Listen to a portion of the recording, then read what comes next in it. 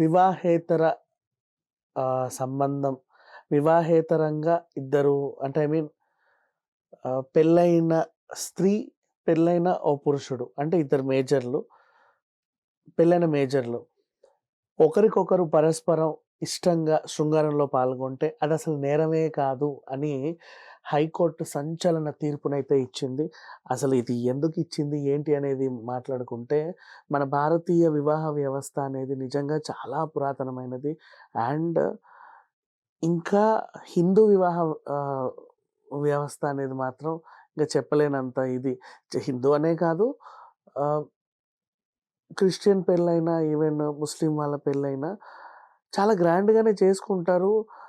అంటే వేద మంత్రాలు, మనకి వేద మంత్రాలుంటాయి. వాళ్ళకేవో ప్రేయర్స్ ఉంటాయి. ఇంకొకరికి ఇంకేవో ఉంటాయి. వాళ్ళ వాళ్ళ ప్రమాణాలు ఇవన్నీ వాళ్ళ బంధుమిత్రుల సమక్షంలో చాలా గొప్పగా చేసుకుంటారు. ఉంగరాలు మార్చుకునే వాళ్ళుంటారు, తాళి కట్టే వాళ్ళుంటారు, దండలు మార్చుకుంటేనే పెళ్ళనుకునే వాళ్ళుంటారు. ఆహ్, ఎవరి ఇష్టం వాళ్ళది.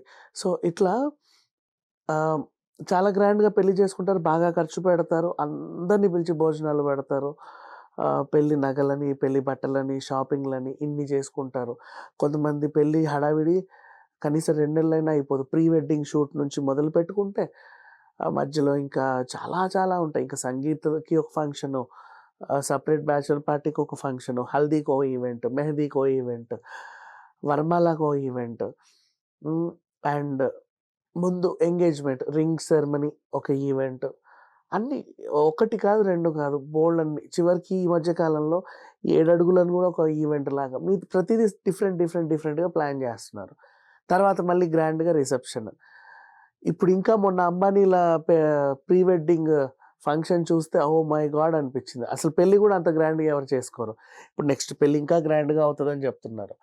సో, అలా మన హిందూ వివాహ వ్యవస్థ, హిందూ అనే కాదు, మళ్ళీ హిందువే అంటున్నా, అందరూ భారతీయ సంస్కృతి ప్రకారంగా ఎవ్వరైనా సరే, ఏ మతమైనా సరే పెళ్లి చేసుకోవాలనుకుంటే వాళ్ళు వాళ్ళ వాళ్ళ ఆహ్, ఆహ్, I mean rules and regulations, వాళ్ళ ఇవి కొన్ని అంటే కొన్నుంటాయి. ప్రతిదానికి అంటే సింపుల్‌గా వచ్చేసి కలిసైతే ఉండిపోరు. ఏదో ఒకటి అట్‌లీస్ట్ రిజిస్టర్ మ్యారేజ్ కనీసం ఇప్పుడు మాట్లాడుకుంటే. ఎళ్లి సంతకాలు పెట్టి రిజిస్టర్ చేసుకోవడమో పెళ్ళిని. ఆర్య సమాజ్‌కెళ్ళి కనీసం అక్కడైనా దండలు మార్చుకుంటారు. అట్‌లీస్ట్ స్తోమత లేని వాళ్ళు గుడిలో దండలు మార్చుకుంటారు. ఇంత పసుపు కొమ్ము కట్టుకుంటారు. ఇలా ఉంటాయి ఎవరికిష్టం. ఎందుకు ఇంత చెప్పుకుంటున్నామంటే, ఇంత జరిగిన తర్వాతనే ఒక స్త్రీ, ఒక పురుషుడు కలిసి సాంగత్యం చేయాలి. కలిసి శృంగారంలో పాల్గొనాలి. కలిసి పిల్లల్ని కనాలి.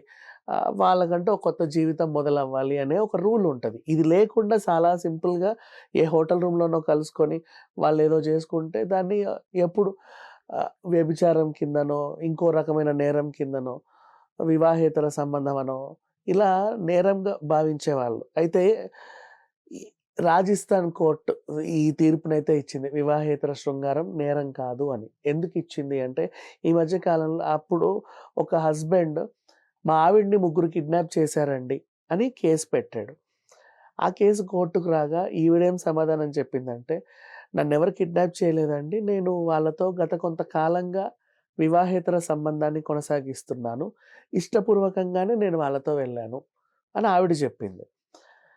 ఇష్టపూర్వకంగా ఆవిడ వెళ్ళింది కాబట్టి, ఇద్దరు మేజర్‌లు ఇష్టపూర్వకంగా ఒకరికొకరు నచ్చి శృంగారంలో పాల్గొంటే, దాన్ని మేము నేరంగా పరిగణించలేము అని ఆ కేస్‌ని కొట్టేసింది హైకోర్ట్, రాజస్థాన్ హైకోర్ట్. సో, ఇదొక సంచలన తీర్పనే చెప్పుకోవాలి. అంటే ఇప్పటివరకు కూడా వివాహేతర సంబంధం వల్ల ఎంతోమంది ప్రాణాలు పోతున్నాయి, గొడవలవుతున్నాయి, చంపేస్తున్నారు ఆడపిల్లల్ని. నా భార్య ఇంకొకరితో వెళ్ళింది అని చెప్పేసి వాడిని చంపేస్తున్నారు, ఈవిడ్ని చంపేస్తున్నారు. అండ్ భర్త ఇంకొకరు ఆడదానితో సంబంధం పెట్టుకుందని జెప్పేసి ఈవిడెళ్లి భర్తని చంపేయడం. ఇట్లా చాలా నేరాలు జూసాం. బోలెడన్ని జైళ్ళల్లో ఇలాంటి వాళ్ళే ఎక్కువ మందున్నారు.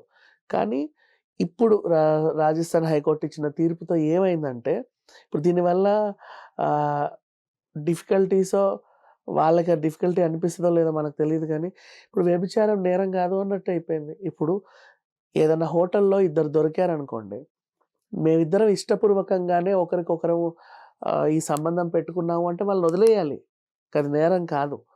సో, రాజస్థాన్‌లో శృంగారం అనేది నేరం కాదు వ్యభిచారానికి గేట్లు తీశారు అనైతే 100% చెప్పుకోవచ్చు.